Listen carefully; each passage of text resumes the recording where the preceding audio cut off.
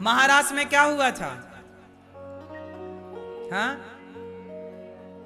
हैं? नाच गाना। महारास में क्या हुआ वो सुनो। महारास का मतलब समझो।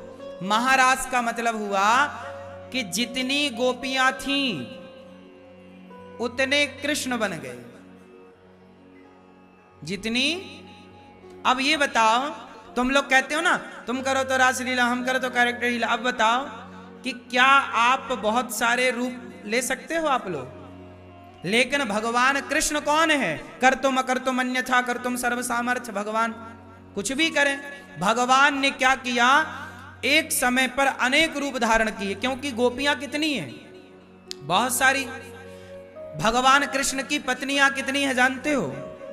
16,100। एक बार नारद जी बोले चलो भगवान कृष्ण की लड़ाई कराते हैं पत्नियों से। कैसे लड़ाई कराएंगे? बोले कृष्ण तो एक हैं और पत्नियां हैं 16,108। तो जिसके पास कृष्ण होंगे तो मैं उसके पास जाऊंगा, जिस पत्नी के पास श्री कृष्ण नहीं होंगे तो उससे कहूंगा लो कृष्ण तो आपसे प्यार करते ही नहीं, करते तो तुम्हारे पास होते ना। तो नारद जी लड़ाने के लिए चले। तो नारद जी गए सबसे पहले रुक्मणी मैया के महल में। जब वहां गए तो भगवान श्री कृष्ण वहां संध्या वंदन कर रहे थे। फिर सत्यभामा जी के महल में भगवान नारद जी को लगा अच्छा कृष्ण यहाँ है, अब मैं दूसरे के पास जाऊंगा, वहां कहूंगा लो कृष्ण तो वहां है, तुमसे तो प्यार करते ही नहीं।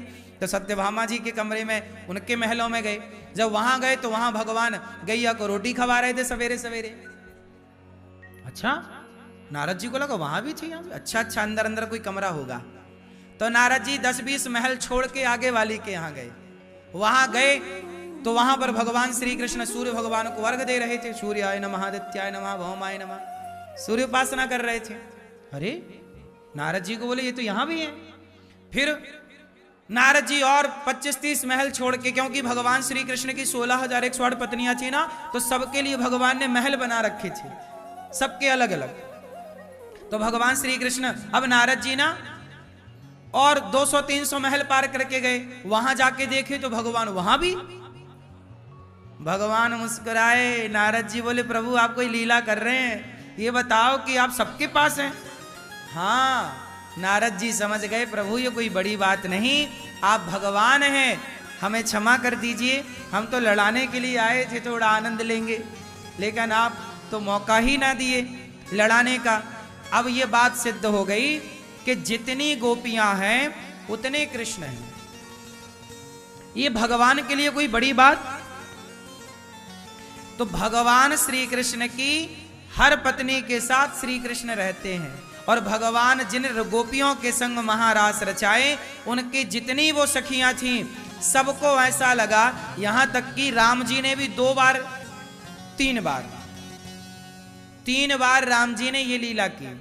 श्री कृष्ण ने तो ये लीला बार बार की, पर श्री राम जी ने भी अपनी लीला में 3 बार ये लीला की। पहली बार लीला कब की जानते हैं?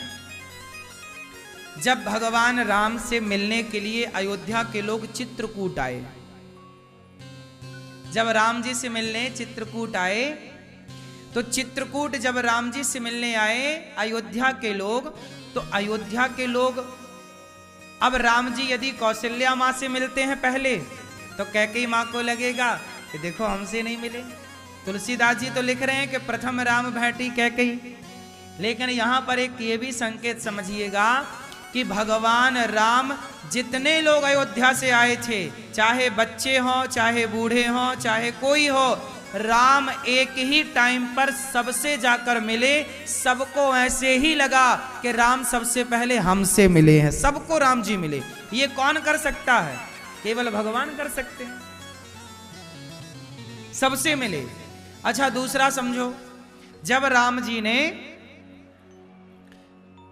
युद्ध किया खरदूषण के साथ, तो खरदूषण की सेना में सबको राम ही राम दिखे। आपस में जब वो लड़ रहे थे तो लड़ने वाला भी राम, सामने भी राम, उन्हें लगा कि ये राम, आपस में लड़के वो मर गए।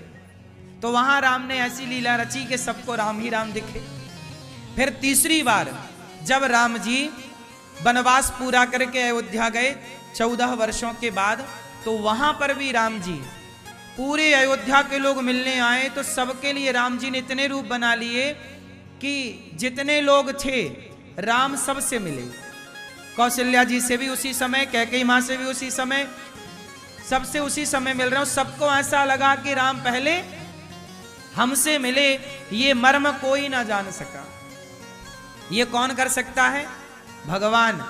ऐसी ही गोपियों के संग भगवान जब रास रचाए तो जितनी गोपियां उतने कृष्ण, और भगवान प्रत्येक गोपी का भाव समझकर उसके भाव के हिसाब से वह लीला कर रहे हैं।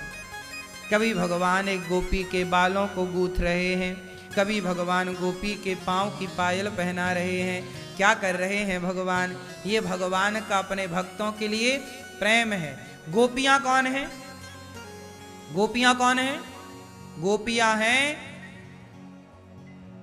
वेद की ऋचाएं। ये गोपियां कोई सामान्य नहीं। आप जितने लोग यहां बैठे हैं, यदि आपकी भक्ति सच्ची हुई, आपका प्रेम यदि भगवान से है, तो आप अगले किसी लीला में भगवान अपनी गोपी बनाकर अपनी लीला में आपको सम्मिलित कर लेंगे। आप में से ही तो कोई गोपी है। अच्छा, गोपी मतलब पुरुष के स्त्री। बताओ, गोपी मतलब पुरुष के स्त्री। बोलो, गोपी मतलब पुरुष या स्त्री? आप गोपी को पुल्लिंग में देखेंगे या स्त्रीलिंग में? वैसे तो दिखने में गोपी स्त्रीलिंग ही दिख रहा है, पर भावग्राही जनार्दन, यदि हम उस रास की गोपी को जाने तो वो स्त्री नहीं है। वृंदावन में जो गोपियों के संग रास हुआ वो किसी स्त्रियों के संग रास नहीं हुआ। कौन है वो? गोपी मतलब गौ मतलब इंद्रियां, पी मतलब पीना। कहते हैं जिन्होंने अपनी वासनाओं को समाप्त कर दिया हो वह गोपियां हैं, जिनके भीतर कोई कामना ना हो, जो निष्काम हो गई हैं। अब निष्काम यदि आप हो गए तो आप गोपी, निष्काम यदि आप हो गए तो आप गोपी, निष्काम यदि मैं हो गया तो मैं गोपी। और भगवान